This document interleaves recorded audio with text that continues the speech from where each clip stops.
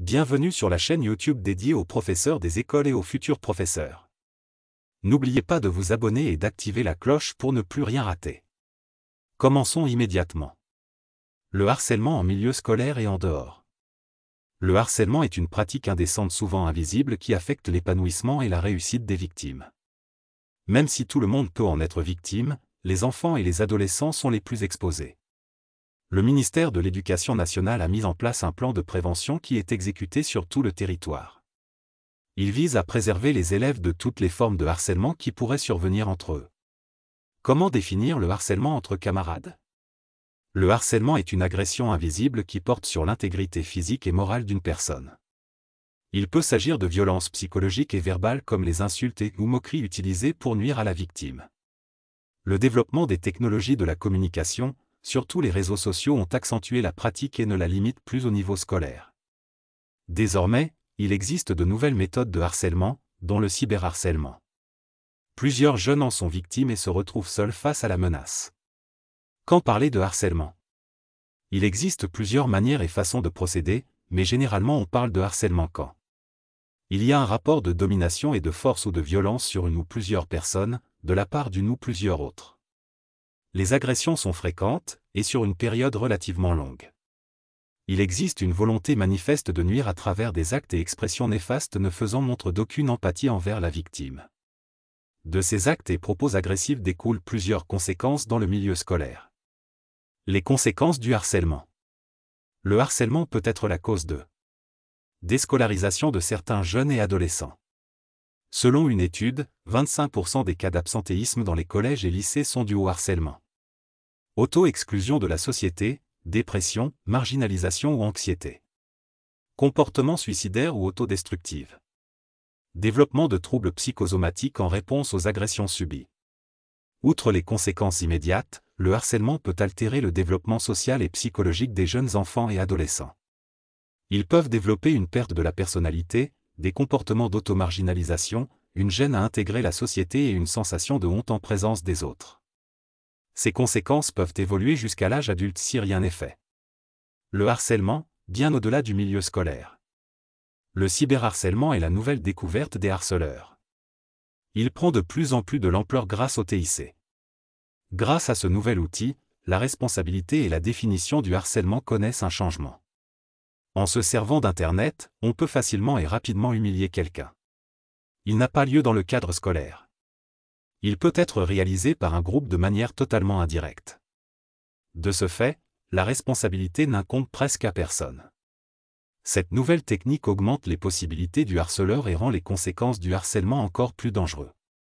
Les impacts sont désormais tels qu'on peut recenser des actes suicidaires. La cyberviolence ou le cyberharcèlement. C'est une forme de violence qui circule généralement entre élèves. Elle est le plus souvent inspirée de ce qui s'est passé dans l'établissement tout sur le net au quotidien. Le développement d'Internet est l'outil de propagation de cette forme de harcèlement.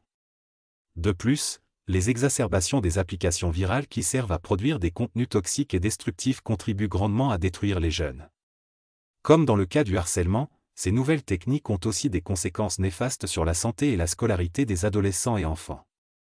Ils participent à déconcentrer et désorienter les victimes du cadre des études. Certaines agressions comme le sexting ont des effets dévastateurs. La particularité du harcèlement dans l'école. Le harcèlement dans l'école est différent des autres réalisés dans le milieu familial ou professionnel parce qu'il est réalisé souvent en groupe. L'auteur du harcèlement recherche des moqueurs, des spectateurs et des témoins pour donner de la valeur à ses actes. Seul le regard et le comportement des autres donnent de la valeur au mal et à la nuisance. Les spectateurs peuvent être des personnes neutres, des soutiens qui l'encouragent, des défenseurs pour aider la victime. Les trois caractères déterminants du harcèlement à l'école. La répétition, l'agression verbale ou physique est produite de manière répétitive. Elle peut être réitérée sur plusieurs jours au cours desquels l'enfant vit des moments difficiles. Le rapport de force, c'est généralement une domination qui est imposée de manière continue et insistante. Il se présente comme une prise d'otage d'un enfant jugé faible par un plus fort que lui. Il peut aussi être le fait d'un groupe d'élèves contre un autre solitaire ou une domination des aînés contre les plus jeunes. La volonté de nuire, la pratique qui au départ semble amusante et inoffensive se transforme rapidement en une volonté de nuire. Plus elle dure, mieux elle devient nuisible et toxique, même si l'auteur n'y trouve qu'un jeu. Qui peut être harcelé? Il n'existe pas un profil de victime déterminé. Tout le monde peut être à tout moment harcelé, surtout que la pratique a énormément évolué avec les TIC. Les prétextes sont multiples et multiformes en passant par la morphologie, la capacité physique et intellectuelle, la profession, les hobbies, etc. Les conséquences. Le stress et l'anxiété sont les premières conséquences du harcèlement scolaire. Elles découlent du caractère inattendu, répétitif et dégradant de la violence qui dure dans le temps.